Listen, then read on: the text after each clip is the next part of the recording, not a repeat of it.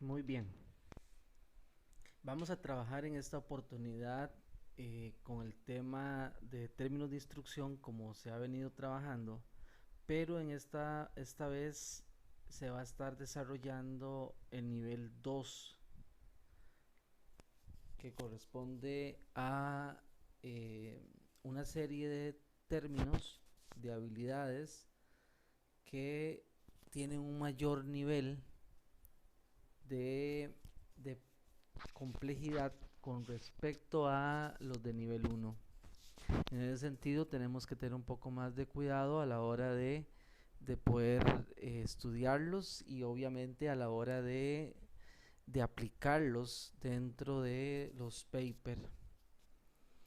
En el primer caso, tenemos uno que se llama anotar.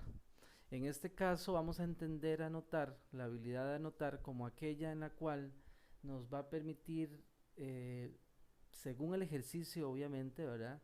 Poder añadir notas de carácter breve, ya sea a un diagrama o a un gráfico por lo general. Entonces es muy común que nos den un diagrama o un gráfico en un contexto determinado o a veces solamente nada más el diagrama o el gráfico y a partir de ahí nos solicitan que le agreguemos, ¿verdad? Notas con respecto a la naturaleza que representa ese diagrama o ese gráfico. Por ejemplo, en este caso, tenemos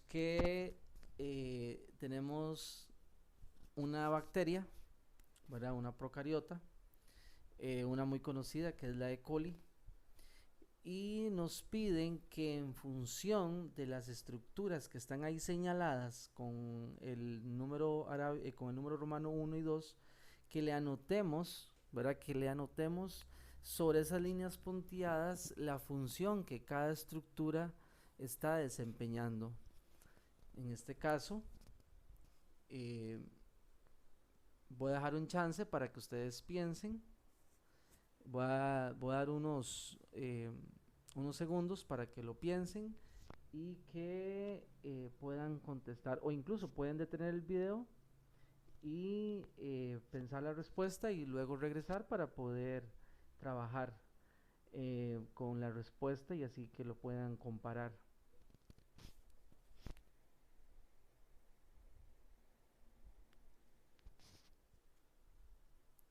Bien, en este caso tendríamos que la estructura uno, la estructura uno, su función es la locomoción.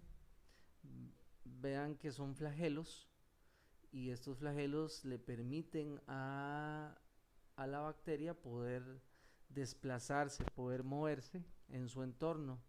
En el caso del 2, el 2 ya corresponde a otro tipo de estructura, más como de pelos, ¿verdad? Y estas estructuras se llama fimbria y dentro de la fimbria también podríamos encontrar otra estructura un poquito más grande, tubular, hueca, que se llama pilis, que se llama pilis. En este caso, los pili, que al final son pelos, que son más cortos que los flagelos, estamos hablando en términos de plural porque en singular sería pilus.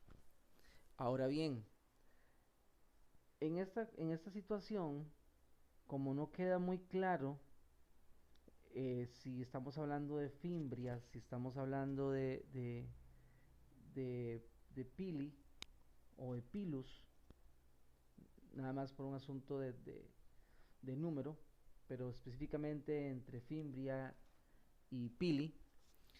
Por eso es que es aceptable dentro de una posible respuesta anotar la funcionalidad de cada estructura. Entonces, si hablamos de fimbrias, estas nos permiten que, o le permiten más bien a la bacteria que se pueda unir a las superficies.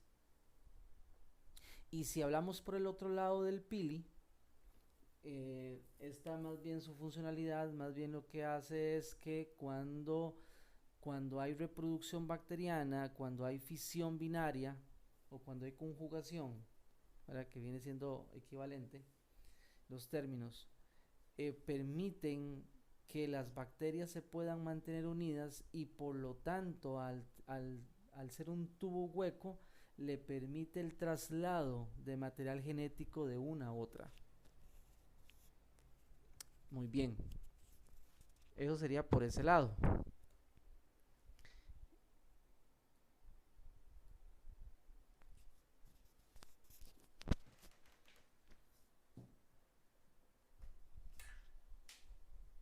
Veamos el siguiente, el siguiente contexto para pasar a otra habilidad. Bueno, y podemos leer un poquito rápido. Dice que los insectos comestibles han formado parte de la dieta humana, de las dietas humanas tradicionales en muchos países. Por ejemplo, los grillos son insectos habitualmente consumidos en Asia y África. Muchos estudios han examinado las perspectivas de criar insectos a escala comercial para el consumo humano directo como alimentos o indirectamente dando insectos como alimento a animales de granja. Un factor a considerar es que organismos son más eficientes para convertir el alimento que consumen en proteína animal que se puede consumir. En un estudio se comparó el porcentaje de masa comestible en dos animales de granja comunes y en grillos. Luego tenemos la siguiente información. Tenemos unos gráficos circulares en la parte superior que nos representan los porcentajes de masa comestible. En este caso los grillos llegan a 80%, los pollos a un 55% y los terneros a un 40%. O sea que del 100% de la masa que conforman a estos organismos, el 80% del grillo es consumible, es comestible. Y así sucesivamente con los otros. Ahora, en la parte inferior tenemos un gráfico de columnas,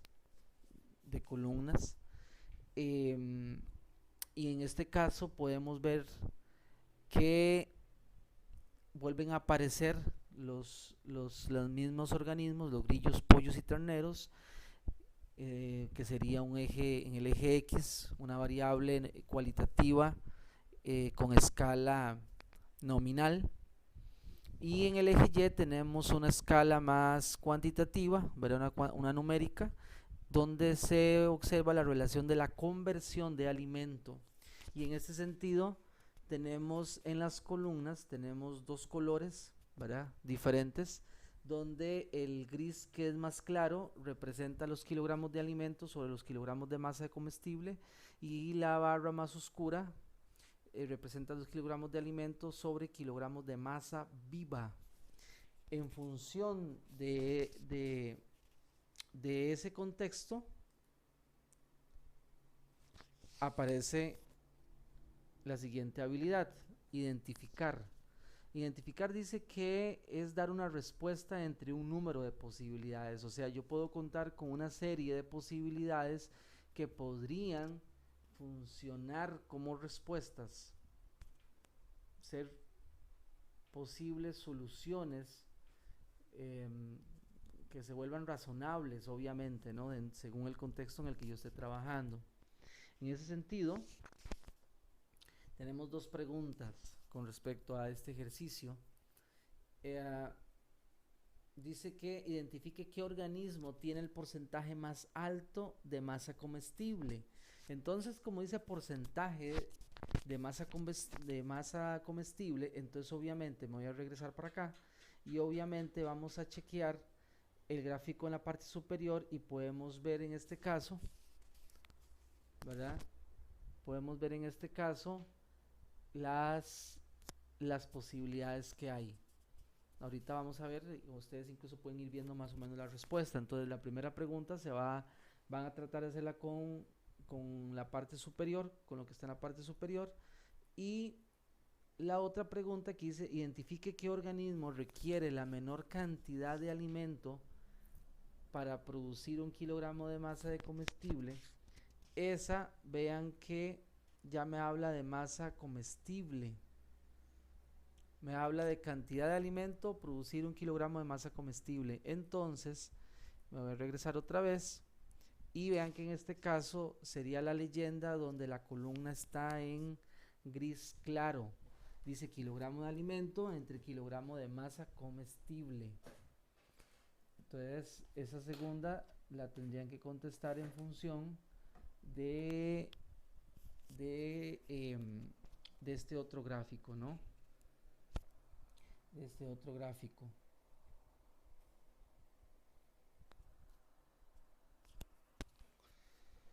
Muy bien. Entonces, en este caso,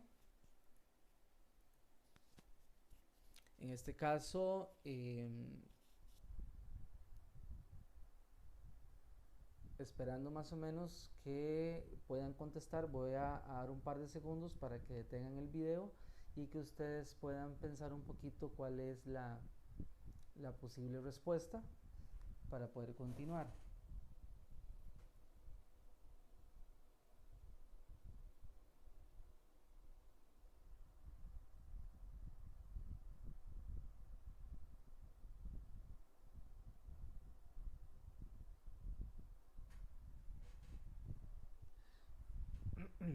Muy bien, en este caso tendríamos como respuesta los grillos y los grillos, ¿verdad? Entonces, vean que en este caso, vamos a regresarnos, vean que en este caso los grillos representan el 80% y por lo tanto esa es la respuesta. En el caso de la segunda, vean que la segunda dice que cuál de los organismos necesita para tener 1 kilogramo de masa comestible, ¿verdad? Disculpen, dice que cuál organismo requiere la menor cantidad de alimento para producir 1 kilogramo de masa comestible. Entonces, aquí, ¿cómo sacamos esto? Aquí lo vamos a sacar de la relación de la conversión de alimento. Entonces, en este caso podemos ver que la relación de conversión de alimento, ¿verdad?, es menor en la de los grillos. ¿Qué quiere decir eso? Quiere decir que se necesita, el grillo necesita comer menos, que se le dé menos alimento para producir 1 kilogramo de masa que sea comestible. Si la comparamos con los terneros, podemos ver que la relación de terneros, la relación de conversión es mucho más alta, casi llega incluso a 10.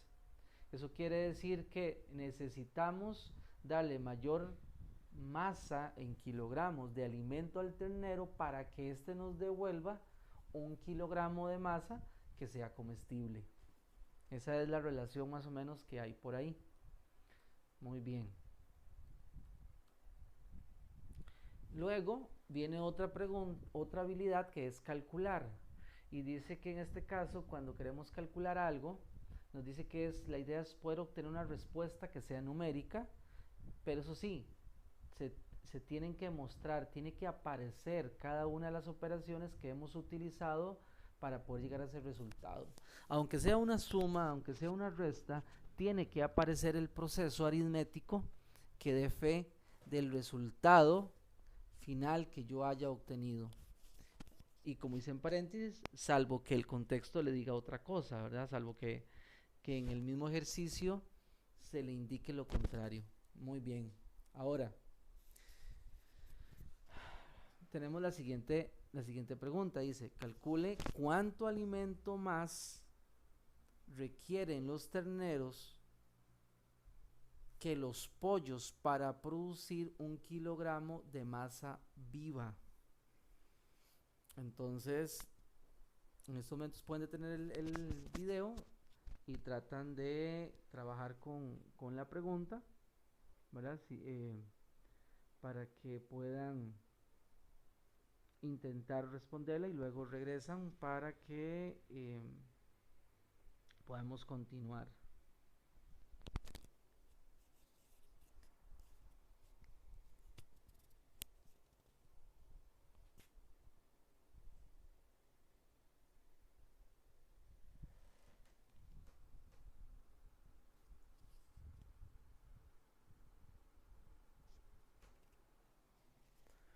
Muy bien, en este caso hay que tener cuidado porque se trabaja con una de las columnas específicas del gráfico inferior que dice producir 1 kilogramo de masa viva. Entonces tenemos que tener cuidado con respecto a eso. Entonces, vean que en este caso estaríamos usando la leyenda que es 1 kilogramo de alimento por 1 kilogramo de masa viva. Entonces, nos hablan de los terneros y los pollos. Entonces, en este caso los pollos, ¿verdad? Ese es el valor que tenemos, un valor en la relación de conversión sería de 4 y la de los terneros sería de 25. Entonces voy a hacerlo despacio para que lo podamos ver. Esta parte tal vez no es necesaria, lo que voy a hacer ahorita previo es más como la parte final donde está la operación. Sin embargo, yo lo voy a hacer para que ustedes más o menos puedan ver de dónde viene el asunto. Entonces, en este caso, tenemos que la relación, en este caso del pollo, ver esa relación de conversión del pollo es equivalente a 1 kilogramo de alimento que se le está agregando al pollo entre 1 kilogramo de masa viva. De esa misma manera, tenemos el caso del ternero, la relación de conversión del ternero, ¿no? Entonces tenemos por un lado lo del pollo y por otro lado lo del ternero. Ahora bien, si tomamos los valores que encontramos ahorita, entonces esa relación es de 4 y en el otro caso es de 25, ¿no? Recuerden que en este caso, como es una relación y estamos trabajando en unidades de kilogramos, entonces las unidades aquí se desaparecen, por eso es un número dimensional, es un número puro, 4 y 25. Pero si yo hago eso, porque el ejercicio me dice en 1 kilogramo de masa viva, es como que yo tomara eso y lo pasara a multiplicar, ¿no? Y ese 4 por 1 tendría ya 4 kilogramos, ¿no? Entonces, sería equivalente al alimento que va a recibir el pollo. De la misma manera, el del ternero. O sea, en otras palabras, el alimento de pollo serían 4 kilogramos y el alimento del ternero 25 kilogramos, ¿no? Ahora, con esta información es la que ocuparíamos para poder responder a la pregunta, ¿no? Vean que como les decía, esta parte no es necesaria porque con el hecho de que ustedes hayan captado de que con el eje Y ustedes encuentran los valores y con eso van a trabajar, es más que suficiente. Lo que pasa es que aquí lo hice para que tuviera un poquito más de sentido y que ustedes pudieran entenderlo.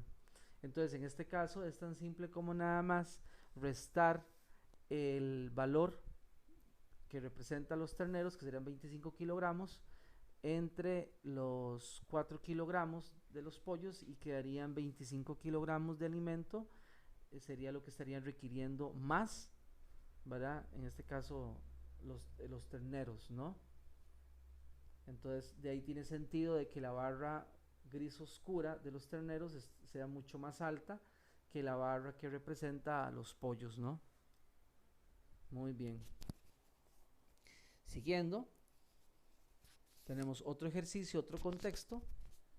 En este caso, dice que se ha demostrado que el consumo de chocolate negro es beneficioso para la salud. Se realizó un estudio con ratones para determinar los efectos de la epicatequina, EPI, que es una sustancia que se encuentra en el chocolate negro, sobre la capacidad aeróbica de los músculos de las patas, ¿no?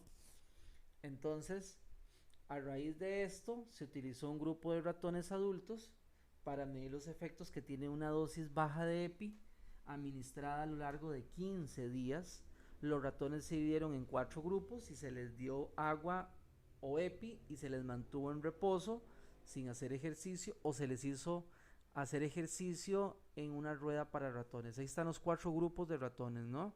Los que los que estaban simplemente tomando agua, los que estaban tomando el EPI, que era el chocolate negro, ¿verdad?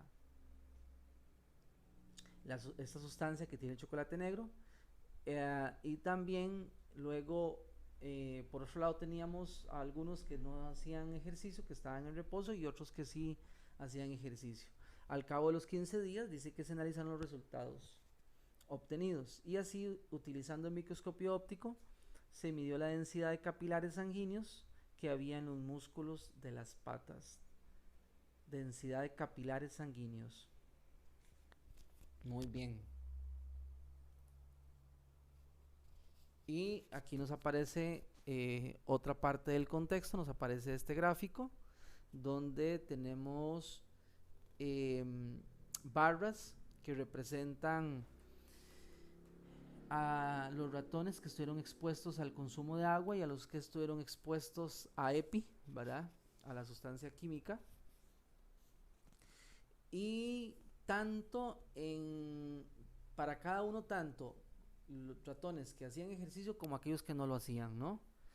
Y el eje Y nos representa la densidad de capilares, esos capilares sobre, en este caso, capilares milímetro cuadrado, ¿no? Ahora bien, en este caso es importante entender algo con respecto a las barras. Vean que en este caso son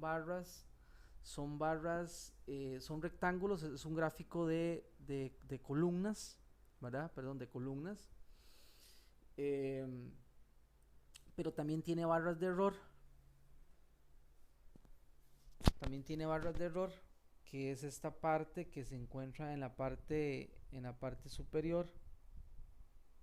En la parte superior.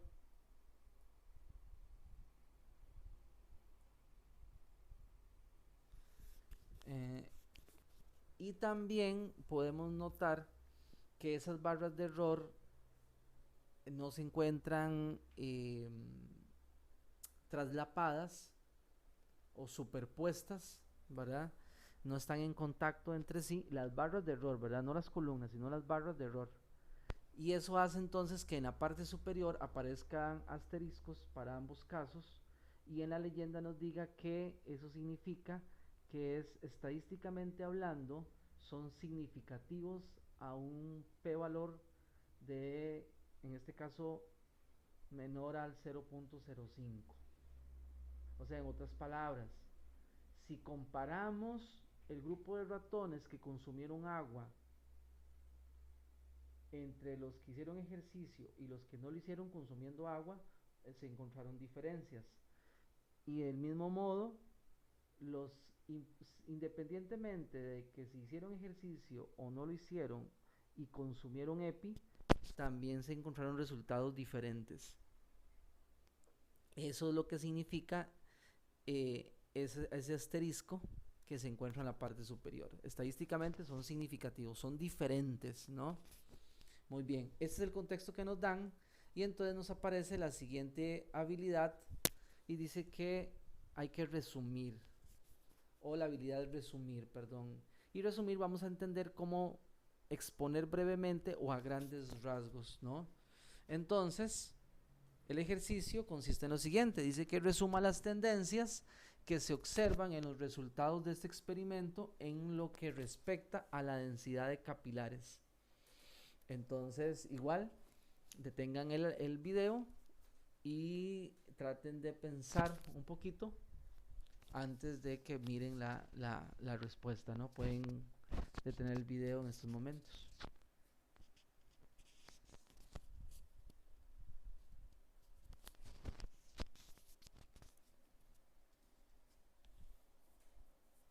Muy bien.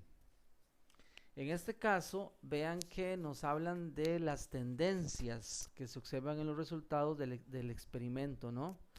Entonces dice que resuma, entonces lo que queremos es como encontrar lo más relevante que nos está diciendo el gráfico, ¿no? Entonces en ese sentido, si ustedes regresaron el video para observar el gráfico, más o menos tenemos que haber llegado a las siguientes tendencias. Vean que en el caso de la A, como una posible respuesta, dice que el ejercicio hizo que aumentara significativamente.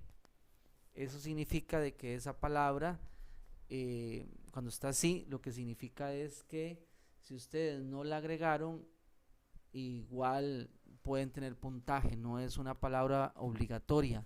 Sin embargo, sí es bueno que mejor anden un paso adelante y que mejor la utilicen. A la hora de que ustedes en el gráfico vieron que estaban los asteriscos, ese asterisco automáticamente es como el equivalente a que ustedes digan, en mi respuesta yo debería utilizar el término significativamente, ¿no? porque eso es lo que significa nivel estadístico. Entonces, vean que en este caso dice que el ejercicio hizo que aumentara significativamente la densidad, tanto con agua como con EPI. O sea, que si ustedes miran el gráfico, vamos a regresar en la parte del ejercicio, ¿verdad? En la parte del ejercicio, que sería lo que está en la barrita gris más clara, vean que la parte esa es la que representa el ejercicio, independientemente de que se haya consumido agua o se haya consumido EPI, ¿verdad? En ambos casos se encontraron diferencias significativas. A eso es lo que se refiere ahí, que se encontraron diferencias significativas. Y en este caso esa diferencia significativa corresponde a un aumento. Obviamente porque la barra de EPI es más alta, ¿verdad?, que la barra de agua, ¿verdad?, el grupo que consumió agua. En cuanto a ejercicio se refiere, ¿verdad? Ahora, en el caso de la otra posible, vean que dice que con la EPI aumentó otra vez significativamente la densidad tanto con ejercicio como sin ejercicio. Si nos regresamos nuevamente, rápidamente por acá, podemos ver que independientemente de que se haya hecho, se haya realizado o no el ejercicio, ¿verdad? La tendencia siempre fue a aumentar, ¿no? Y ahí queda bastante claro, ¿no? Vean que podemos ver tanto en el agua como en EPI las dos columnas, ¿verdad? Una mucho más alta que la otra. Y con ese asterisco ahí indicándonos que fueron diferentes. Por lo tanto, hubo tendencia al aumento, ¿no? Independientemente de si se hizo o no se hizo ejercicio. Y la otra posible es que en el grupo EPI con ejercicio fue donde más aumentó la densidad. O EPI aumenta aún más la densidad que el ejercicio solo. Ese O significa que es equivalente. O sea, cualquiera de las dos maneras que usted haya podido responder o que haya respondido en ese caso son equivalentes y hubieran estado bien cualquiera de las dos. Vean que hay tres opciones y validados puntos, con dos hubiera sido más que suficiente, ¿no? Muy bien. Otra habilidad es que se refiere aquí es describir. Describir. Y describir significa exponer de manera detallada. Entonces aquí ya queremos no rasgos generales como los más relevantes, ¿no? No significa que esto no sea relevante, sino que aquí la idea es como meterse en más detalles, ¿verdad? En comparación con lo otro. En este caso me preguntan que escriba cómo podría afectar un aumento de la densidad de capilares a la capacidad aeróbica de los músculos. Entonces aquí tendríamos que ponernos a pensar un poco, ¿verdad?, el efecto que podría darse. Y ese describir simplemente sería estar indicando ideas, ¿verdad?, de naturaleza precisa, que estén ligados, en este caso a este contexto, por un lado de la densidad de capilares versus la capacidad aeróbica de los músculos. En este caso, recordemos algo, recordemos que aquí estamos hablando de esta capacidad aeróbica que tiene que ver con el tema de respiración celular, ¿verdad? Y que esto ocurre en las células, específicamente en la organela de las mitocondrias. Por lo tanto, esto es importante tenerlo presente. ¿Por qué razón? Porque entonces, si ustedes recordarán de ese tema, que fue de la unidad 2, tienen que recordar de que el proceso de respiración celular lo que busca es poder extraer energía en forma ATP de los nutrientes, ¿no?, que consumimos. Ahora, en ese tema de respiración celular tienen que recordar de que se vio dos tipos, ¿verdad?, que podría ser de forma aeróbica o podría ser de forma anaeróbica. Recuerden que en este caso la forma aeróbica es que se está en presencia de oxígeno, ¿no? En cambio, la anaeróbica está en ausencia. Entonces, en ese sentido, ¿verdad? Ya más o menos tienen que ir viendo un poco el panorama, porque lo tienen que ligar con respecto aquí al tema de los músculos, ¿no? Que en este caso, al hacer el estudio en las patas, en los músculos de las patas de los ratones, eh, es con ese fin de poder observar si hay diferencias con respecto a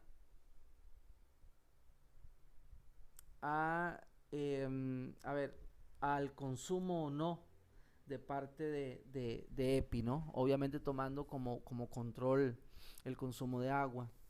Ahora bien, en la parte de la densidad de capilares no es más que otra cosa, recuerden que los capilares no es más que otra cosa que los conductos por donde pasa la sangre, pero esos conductos que son más pequeñitos, ¿verdad? Que el grosor es mucho más pequeño, donde ya son los conductos de que ya tienen contacto, ¿verdad? Con las células, con los tejidos, y de esa forma obviamente permiten el intercambio no solamente del oxígeno que inhalamos, sino también del CO2 que exhalamos, ¿verdad? Para poder eliminarlo como desechos, también el transporte de nutrientes y todo este asunto, ¿no? Entonces, tomando en consideración, tomando en consideración es un poquito sobre esto que estamos hablando, entonces ahí es donde tenemos que tomar esas ideas y simplemente ya plasmarlas, ¿verdad? Entonces describa cómo podría afectar un aumento de la densidad de capilares a la capacidad aeróbica de los músculos. Entonces, tomando lo que he mencionado un poquito y se le da un poco de forma, se podrían tener ideas como estas. Obviamente estas ideas se redactan, ¿no? Recuerden que estas ideas BI las pone de esta manera, pero simplemente es la idea, la esencia, ¿no? Ya obviamente cada uno luego redacta su estilo, pero la idea es que traten de, de estar más o menos en esta línea, ¿no? Entonces, obviamente, si yo tomo la información que expuse, obviamente podría llegar a lo siguiente, ¿no? Vean que la pregunta dice, ¿cómo podría afectar un aumento en la densidad? Entonces, el hecho de que exista un aumento en la cantidad de sangre, ¿no? En el volumen de sangre, eh, eso significa que va a estar llegando más sangre a los diferentes, a los músculos, ¿verdad? En este caso de los ratones. O sea, es muy simple, o sea, obviamente es muy razonable que si aumenta la densidad de capilares, significa de que voy a tener mayor número de estos conductos, y si los capilares son los que transportan sangre, significa que al aumentar la cantidad de conductos, significa que entonces va a aumentar entonces la cantidad o el volumen de sangre que obviamente va a estar llegando a los músculos. Entonces la primera es bastante razonable.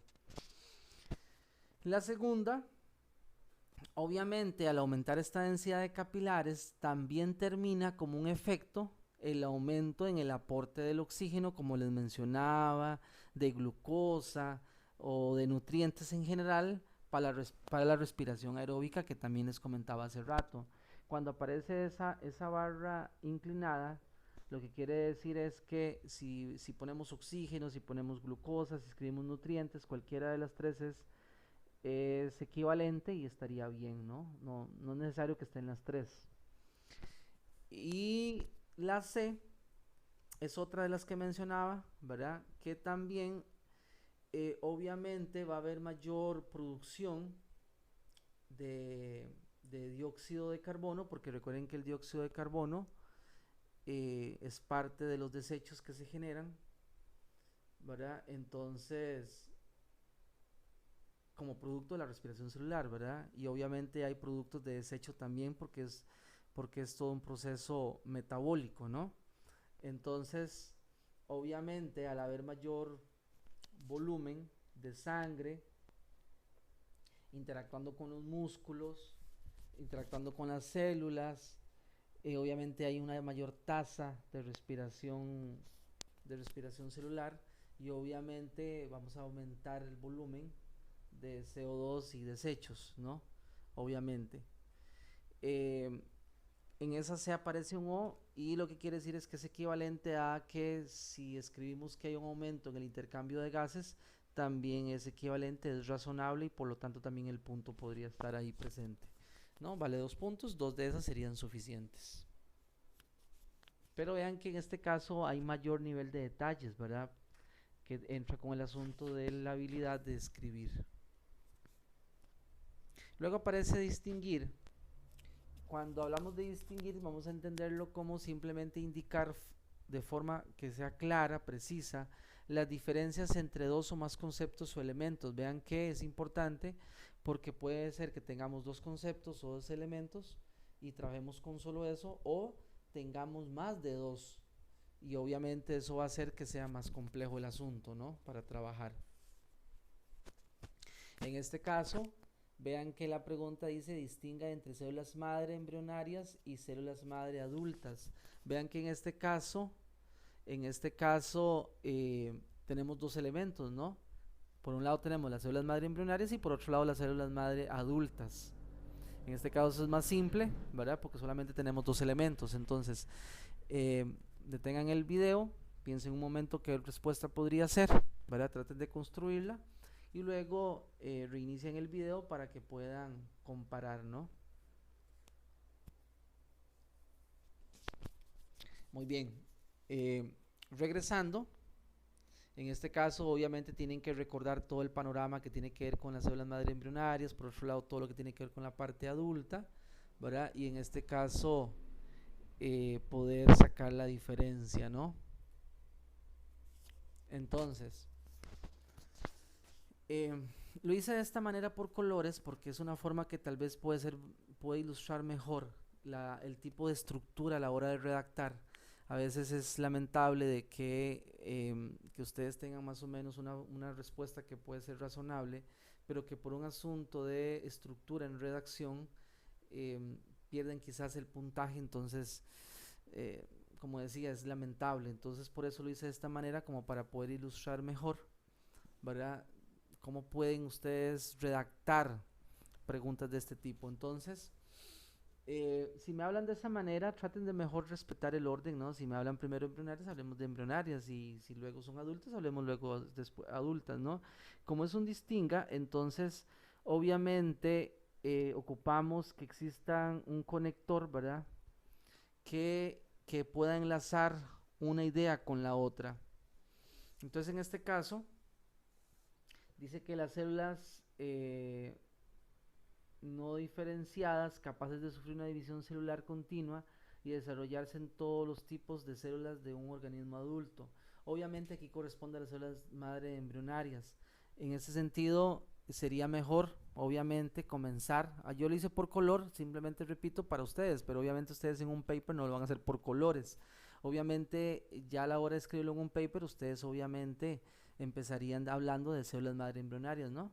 Entonces ustedes mencionan que las células madre embrionarias son aquellas células no diferenciadas capaces de sufrir una división celular continua y de desarrollarse en todos los tipos de células de un organismo adulto, mientras que las células madre adultas son células no diferenciadas capaces de dividirse, pero dan lugar a una gama limitada de células dentro de un tejido, ¿no? Por ejemplo, las células madres sanguíneas solo dan lugar a los glóbulos rojos, glóbulos blancos y las plaquetas. Ese ejemplo ahí está, realmente está de más, es más que suficiente hasta tejidos. Vean que si yo coloco ese ejemplo ahí, debería haber dado un ejemplo en la anterior, ¿verdad?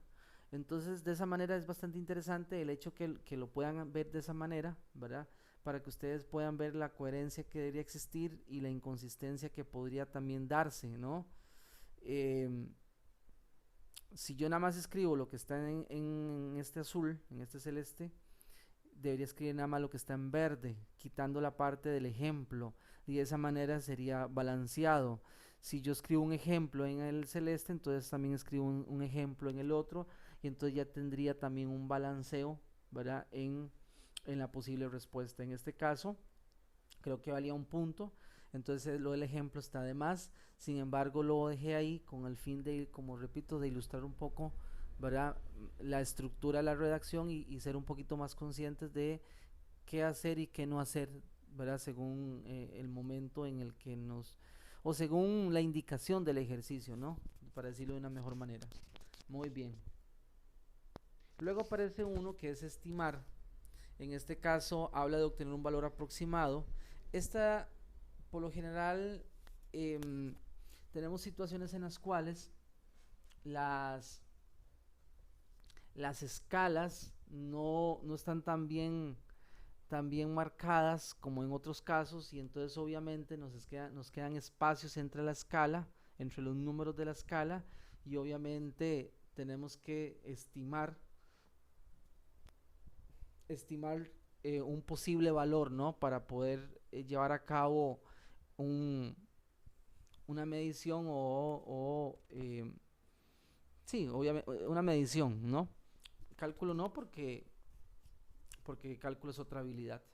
Ahora bien, en este caso nos hablan de una planta, en este caso de la Abelia rhodophensis. Dice que es capaz de tolerar una sequía extrema. Se evaluaron los niveles de clorofila durante la deshidratación y rehidratación, utilizando plantas que crecieron a la sombra y expuestas a la luz solar. En la gráfica se muestran las variaciones en el contenido de clorofila a medida que aumenta la deshidratación y durante la rehidratación. Esto es un ejercicio que tuve que adaptar, por esto que no encontré un ejercicio que se ajustara a... No que se ajustara, perdón, que más bien que apareciera en un paper, ¿no? Eso quiere decir de que el estimar no es una habilidad como que sea tan común en los papers, ¿no? Entonces, lo que hice fue que me encontré un ejercicio, bueno, este ejercicio, y lo que hice fue que nada más lo adapté a la habilidad, ¿no? En este caso, puse esas líneas de color, ¿verdad? De un color como anaranjado y un color como azul, para, para poder ser más fácil, como para ilustrar un poquito mejor el hecho de más o menos qué números somos los números que vamos a tomar en cuenta para poder resolver, ¿verdad? Nuestro ejercicio. Entonces, en este caso, el ejercicio es el siguiente. Dice que estime el porcentaje de variación de contenido de clorofila cuando las plantas se encuentran creciendo a la sombra durante una deshidratación del 25% de agua con respecto a su estado inicial. Entonces, aquí está más claro. Entonces podemos ver que en el estado inicial, ¿verdad? El porcentaje de agua es 100%, tanto en este caso, tanto para la sombra como para la luz solar, es el contenido de agua. Y las variaciones de clorofila son las que están marcadas ahí, ¿no? En este caso el ejercicio nos habla de sombra, por lo tanto vamos a utilizar la barra que es más oscura, la que es como negro, ¿verdad? Para el caso de 100 y para el caso de 25, que ya entra un tema de deshidratación, ¿no? Entonces, ese de la deshidratación del 25 va a corresponder a esa línea de anaranjado y la de 100 corresponde a la de azul, ¿no? Entonces, en función de eso, traten de poder responder, ¿verdad? El ejercicio de brindar un valor, un porcentaje, ¿verdad? De variación porcentual, en este caso del contenido de clorofila con respecto al estado inicial y el estado de deshidratación al 25%, ¿no? Entonces vean que me habla el porcentaje de variación de contenido, porcentaje de variación, ¿no? Entonces, tienen que dar la expresión en un porcentaje y vean que en este caso la escala no está en porcentajes, ¿no? La variación de clorofila está en miligramos sobre gramos, ¿no? Entonces ahí sí hay una fórmula que más o menos tienen que utilizar para poder responder, ¿no? Entonces pueden detener el video y tratar de responder y luego regresan y seguimos con la misma temática, ¿no?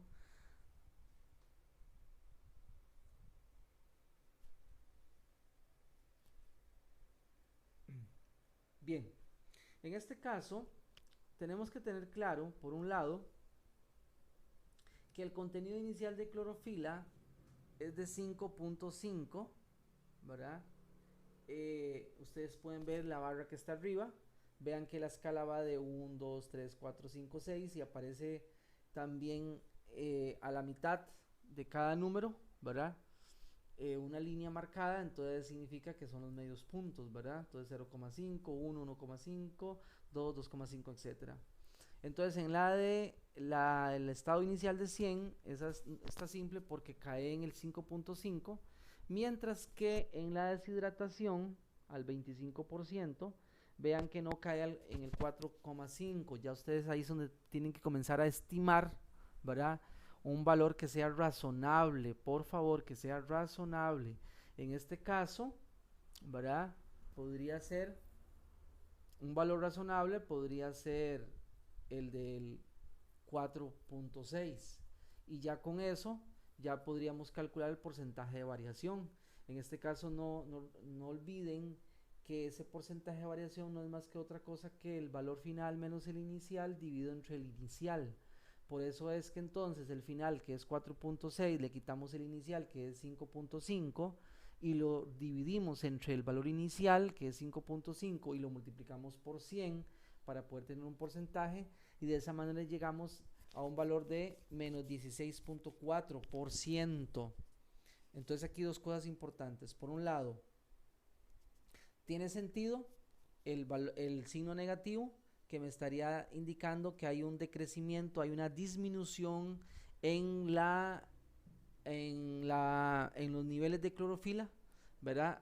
Tanto al inicio como en la deshidratación al 25%. Podemos ver que la barra negra al 100 es más alta, ¿verdad? Que la barra que se encuentra negra también, ¿verdad? Al 25. Entonces, el pasar de un punto a otro punto, ¿verdad? Obviamente estaría indicado por el signo negativo, ¿verdad? Del valor. El 16.4 indicaría la magnitud, la intensidad de la variación del nivel, ¿verdad? Y lo otro importante aquí es considerar lo siguiente. Vean que estamos trabajando con cuestiones que sean razonables. Y en ese sentido, si la escala que yo utilicé para estimar tiene un decimal, no tiene sentido ir más allá de 2 decimales, ¿verdad? Entonces, obviamente, la respuesta tiene que estar también con un decimal para que tenga el mismo nivel de precisión, ¿verdad? No tiene sentido agregar ahí un decimal extra, ¿no? Tener 2 decimales. Entonces, eso también tiene que tener cuidado, ¿no? Muy bien.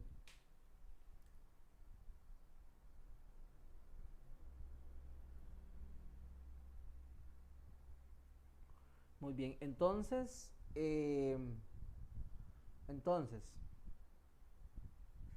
recapitulando, tenemos en los objetivos de nivel 2 para los papers, ¿verdad? Las habilidades de estimar, entonces obtener un valor aproximado, distinguir, indicar una diferencia que sea clara entre dos o más conceptos o elementos, describir cuando tenemos que exponer detalladamente un tema, resumir cuando tenemos que exponer ya no de forma detallada sino de forma breve o a grandes rasgos, son como las ideas tal vez principales, ¿no?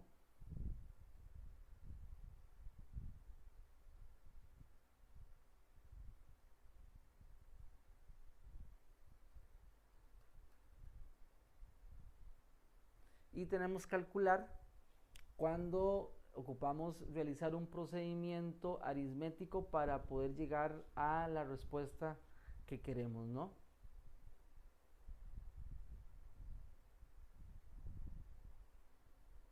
Identificar que existen diferentes posibilidades para poder responder, pero lo que se busca es, ¿verdad?, que estas posibilidades también sean razonables, ¿verdad? También eso también hay que tomarlo en cuenta.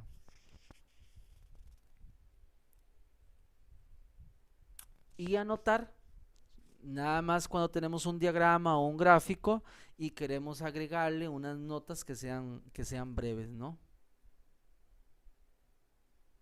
Muy bien, eso sería entonces los de nivel 2. Entonces hasta aquí llegaríamos al término, ¿verdad? Eh, de, de este, de este video. Espero que hayamos podido comprender un poquito más, ¿verdad?